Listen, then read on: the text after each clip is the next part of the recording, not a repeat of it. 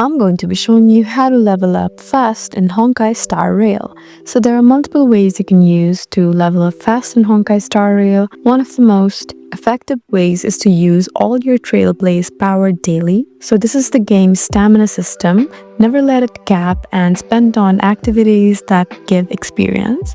You also need to farm Bud of Memories dungeons. These provide tons of character experience materials efficiently. You need to try to complete all available quests and missions. These give substantial Trailblazer experience.